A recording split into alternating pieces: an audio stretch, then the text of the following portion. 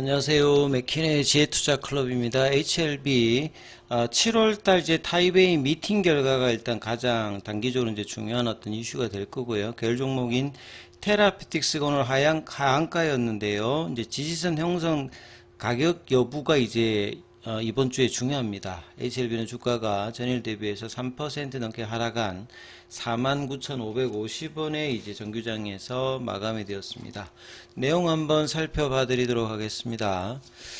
자, HLB 같은 경우는 일단 가장 중요한 부분들이 지금 CRL 두 번째 받아서 홀드되어 있는 상태에 다시 이제 품목 허가를 위해서 재개를 하는 리서브미션 일정을 어떻게 넣느냐가 일단 가장 중요합니다.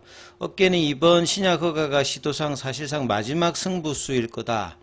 근데 뭐 팩트는 FDA에서는 뭐 도전 횟수를 뭐 제한하고 그런 건 없습니다. 그러니까 계속 이제 횟수는 뭐 몇 번이 되든지 계속 이제 할 수 있는 어떤 부분인데, 통상적으로 뭐 3번, 4번, 5번까지도 갑니다만 지금 이제 세 번째라고 하는 부분들이 사실상의 이제 마지막 승부수일 거다고 이제 이 뭐 매체는 이야기하고 있습니다만, 뭐 팩트하고는 뭐 별로 이렇게 관계가 있는 건 아니에요.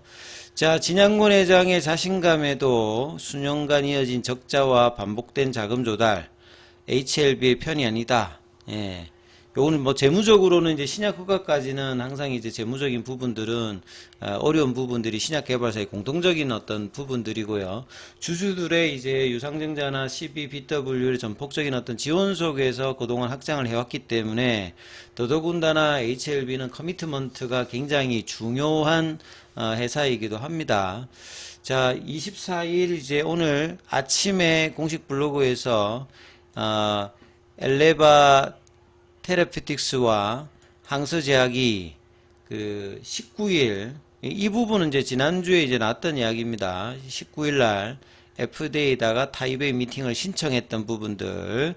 타이베이 미팅은 FDA에서 진행하는 미팅 ABCD 중에서 CRL 등으로 홀드되어 있는 과정을 다시 재개를 시키기 위해서 FDA 관계자와 만나서 논의를 자리는 자리고요. 그러니까 타이베이 미팅을 신청하게 되면 FDA에서는 미팅을 신청한 부분들이 적정한지를 먼저 따지고, 여기에 대해서 이제 수락 의사를 밝히고 거기에 이제 미팅 날짜를 제시합니다. 그래서 스폰서가 이제 이 부분을 받아들이면 뭐 온라인상이든 직접 만나든 이제 만나서 추가적으로 재개하기 위해서, 재개라는 말은 여기서 이제 리서브미션이죠.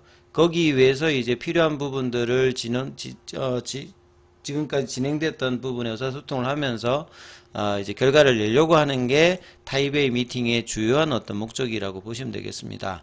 그래서 4월 달에 포스터 액션 레터를 통해서 항서제약이 지적사항을 명확히 파악했고, 이 부분에 대해서 4월 14일에 FDA에다가 레터를 보낸 상황이기 때문에 그 4월 달에는 이제 3월 달 이후에 별도로 이제 타이베이 미팅을 작년과 같이 뭐 진행할 이유가 없다 했습니다만, 그 뒤에 진행 과정에서 이 부분이 필요했다라고 이제 항서제약에서 생각을 해서 그 FDA에다가 다시 이제 타이베이 미팅을 신청하는 부분을 이제 공지한 거죠. 신약 허가 과정에서 가장 아주 작은 변수까지 차단하려는 대응으로 풀이된다라고 하는데, 결과적으로 보면 처음부터 그냥 타이베이 미팅을 이번에도 작년같이 했으면 좀 더 뭐 빨랐지 않았을까. 결국은 이제 뭐 진행 과정에서 생각대로 이제 안 되어서 결과적으로 이제 직접 만나는 미팅까지 이제 과정을 했다라고 일단 봐야 될 거고요. 그래서 4월 달에 항서제약과 엘레바 테라피틱스가 FDA 지적 사항에서 보완을 충분히 이제 옵저베이션이 이제 1번, 2번, 3번이었고, 포스트 액션 네트에서 멸균 공정 관련 옵저베이션 1번이 아니면 결국 이제 유관 검사라든지 시스템 관련되는 부분이니까 여기도 둘 다 이제 밸리데이션 과정을 해야 되기 때문에 시간은 다 필요한 어떤 부분입니다. 그렇게 판단했지만 FDA 이제 CMC 팀과의 어떤 협의 과정에서 구체적인 권고가 제시되었고, 이 부분들을 명확하게 이제 FDA 동의라고 하는 말은 다른 게 아니고요. 그러니까 리서브미션을 이 정도 수준에서는 이제 넣어도 되는지, 작년에는 이제 이 부분에서 strongly recommended를 받으면서 이제 공고를 한 거죠. 그러니까 이 부분하고 승인 과정하고는 인과관계는 없습니다. 그러니까 신청을 할지 여부는 CRA를 받았던 부분에 대해서 처리를 했는지를 따져야 리뷰 과정으로 넘어가니까 여기에 대한 어떤 동의다, 이렇게 이해를 하시면 될 것 같고요. 자, FDA는 제약사로부터 보안 자료를 제출받으면, 리서브미션 자료를 받으면 클래스 1, 2로 하는데, 지금 이제 진행하는 과정을 보게 되면 클래스 2가 될 가능성이 높습니다. 그래서 항서제약과 엘레바의 CMC 관련되는 전문가 동일하게 클래스 1을 예상하고 있다. 근데 결정하는 거는 FDA입니다. 그래서 클래스 1에 해당될 것 같으면 벌써로 이제 뭐 자료 제출을 하고도 남았을 어떤 기간이죠. 3월달 대비해서 4월달, 5월달, 6월달이니까. 그래서 최종 결정은 FDA가 하는 것이다. 그래서 제출하는 사람의 의지하고 뭐 FDA하고는 전혀 다르기 때문에 FDA 결정을 봐야 되고, 지금 뭐 진행하는 과정에서는 시간이 요구되는 부분이고 뭐 실사를 해야 되는 상황으로 판단해서 보는 것이 뭐 적절하다, 이렇게 보여집니다. 그래서 FDA 품목 구간은 지금까지 진행했던 부분의 활용 정점이기 때문에 굉장히 뭐 중요한 부분이겠죠. 신약 개발사들이 R&D 쪽에 투자를 했던 부분에 적자 부분을 흑자로 컨덤 점프를 하기 위해서 가장 뭐 중요한 부분이고요. 작년도에 의해서 올해도 이제 적자가 지속되는 부분들은 뭐 이 부분은 뭐 특별하게 문제가 있다기보다는 신약 개발사의 공통적인 어떤 부분입니다. 그리고 그동안의 어떤 이제 재무적으로 보면 현금 비중, 부채 비율은 아직까지는 올해까지는 양호한 수준입니다. 근데 장기적으로는 재무적 개선이 실질적으로 펀더멘탈로 이제 개선되는, 상업화 성공으로 이제 개선되는 부분들이 필요한 게 HLB의 중장기적인 어떤 부분이겠죠. 그래서 반복된 자금 조달도 주식시장에서 주주들 대상으로 유상증자라든지 뭐 BWCB를 통해서 그동안에 꾸준히 이제 자금 조달을 했던 부분들이기 때문에, 자, 이제는 좀 이제 다른 차원에서 어떤 자본 조달을 하기 위해서 리보세라닙의 성공이 절대적으로 필요한 어떤 시간들이라고 봐야 되겠죠. 자, 그리고 이제 항서제약 관련되는 부분 오늘 0.37% 강보합세를 계속 이제 한 일주일 동안 진행을 하고 있고요. 오늘 공매도 쪽을 보시게 되면 어제하고 비슷하게 한 10만 주 정도 되죠. 근데 거래량 자체는 이제 200만 주가 넘었는데 공매도의 어떤 거래량 그렇게 막 늘어나지는 않았습니다. 그리고 이제 공매도 순보유 잔고 같은 경우에는 자 보시게 되면 429만 주대, 그러니까 6월 19일보다는 좀 줄었죠. 이런 부분들이 있고요. 그 다음에 이제 대차 거래 관련되는 부분은 한 번 더 이제 좀 소개를 해드리면, 외국인들이나 이제 기관들이 이제 공매도를 하기 위해서, 개인들이 아니고요. 외국인 기관들이 이제 공매도를 하기 위해서 이 HLB를 가지고 있는 기관 투자자, 뭐 장기적으로 이제 보유하고 있는 뭐 연기금이라든지 요런 이제 금융기관에 수수료를 내고, 공짜가 아닙니다. 빌려오는 겁니다. 빌려오는 겁니다. 빌려오는 것들을 이제 가져오는 거는 체결이고요. 그러니까 빌려온 주식을 가지고 있다가 이제 이 부분들의 어떤 포션을 정리할 때는 그 상한이라는 게 있거든요. 그러니까 상한이라는 말은 그 빌려왔는데 빌려온 것을 다시 이제 상환할 수도 있는 거죠. 대차를 해서 체결을 시켰는데 내가 가지고 있는 것들을 그대로 다시 빌려왔기 때문에 주는 것도 상한이고요. 그 다음에 내가 이미 만약에 이제 그 체결을 해서 공매도에 만약에 사용했다, 그러면 이제 팔았잖아요. 빌려와서 이제 팔았으니까 그걸 다시 이제 그 빌려왔기 때문에 그 현재 이제 주식시장에서 사서 그거를 이제 대차 체결을 한 그쪽에다 다시 갚는 것도 상한입니다.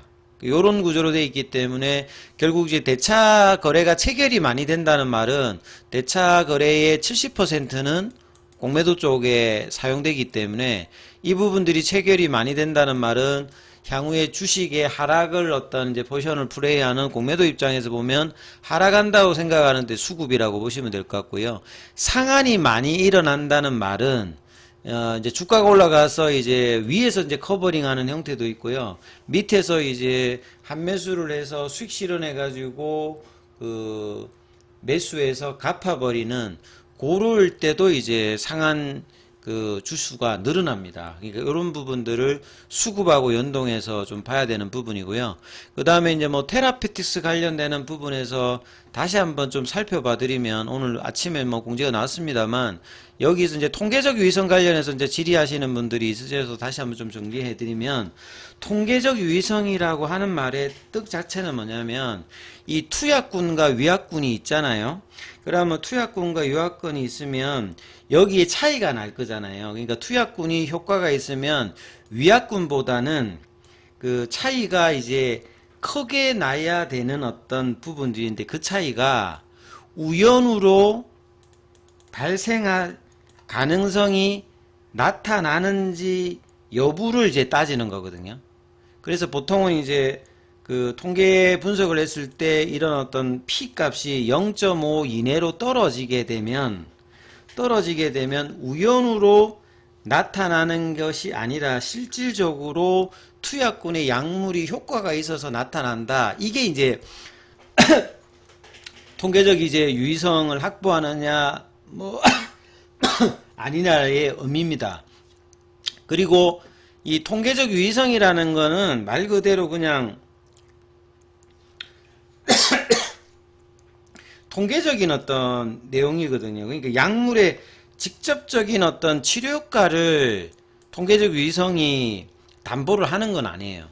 근데 이제 통계적 유의성이 이제 확보되지 않으면, 그러니까 데이터의 어떤 부분으로 이 투약군의 효능을 뭐 인정하지 못하기 때문에 이제 보통 실패로 하는데, 그러면 이제 이런 통계적 유의성이 확보되지 못하는 어떤 여러 가지 내용들이 있거든요. 그래서 다음번에 나오는 이 내용들 뿐만 아니라 이제 세 가지 큰 게 있습니다. 통계적 유의성을 확보하지 못하는 경우가. 첫 번째는 뭐냐면, 가장 이제 대표적인 게 이제 두 가지, 요 이제 투약군과 위약군 했을 때 요 차이가 안 나는 거. 차이가 크게 나야 이게 우연이 아닌데 차이가 근소한 거죠. 그러니까 이번에 RGN259 같은 경우에는 위약군에서 플락시보 효과가 나타나서, 여기가 효과가 안 나타나야 되는데 위약군에서도 그 플라시보 효과가 되어서, 그러니까 약을 정상적인 약이 아닌데 효과가 나타나 버린 거죠. 플라시보 효과로. 그러면 요 차이 자체가 많아지지가 않겠죠. 그러면 이제 이럴 때는 이제 P값 자체가 낮아지지 않아 버립니다. 그러니까 P값 자체가 0.05 밑으로 내려가야 되는데 P값 자체를 올려버리는 형태가 이제 이런 어떤 플라시보 효과로 나타나는 경우도 있고요. 두 번째는 뭐냐면, 측정하는데 이제 뭐 표준 편차라고 하는데, 통계청에서 여기가 감소해도 통계의 어떤 이제 그 유의성을 확보 못하는 경우도 있습니다. 이건 통계적으로 따지는 거니까, 표준 편차라고 하는 게 이제 평균에서 얼마만큼 이제 분산도에 뭐 이런 변동성을 나타나는 부분인데, 이 값이 이제 통계적으로 작았을 때도 이런 거고, 세 번째는 이것도 중요한 좀 영향을 미칠 수 있는데요. 피험자의 숫자가 이렇게 작아버리면 요 통계적 유의성을 확보 못할 수 있어요. 이런 뭐냐면, 한두 명의 영향에 따라서 그 데이터 값이 뭐 달라져 버리게 되면 통계적 유의성을 주거든요. 그러면 특히나 이제 이렇게 RGN259 같은 경우에는 그 실험 대상의 숫자가 78명입니다. 78명. 그러니까 보통 이제 뭐 글로벌 3상을 했을 때 어떤 규모보다는 그게 크지가 않잖아요. 그리고 희귀의약품이다 보니까. 그래서 이런 영향들 때문에 통계적 유의성으로 0.05보다 이제 크게 나와버리면 통계적 유의성을 확보하지 못하는 형태인데, 회사가 제시한 것은 플라시보 효과다 이렇게 지금 이야기했는데, 공식적인 부분은 이제 CRO 업체로부터 오늘 이제 공식적인 풀 데이터를 받으면 플라시보 효과 외에 이제 뭐 피험자 수에 영향을 받는지 표준 편차에 영향을 받는지 이런 것까지 다 확인해서, 그러니까 이 부분하고 직접적인 약물의 치료 효과가 연결되는 구조는 아니거든요. 그러니까 통계적인 어떤 부분에 확률적인 부분에 이야기를 하는 거니까 이제 이 부분들을 회사가 지금 이야기를 하기 때문에 이제 미국 임상 진행되고 있는 CO2 관련되는 부분은 뭐 이 부분하고 분명히 다를 수가 있는 거거든요.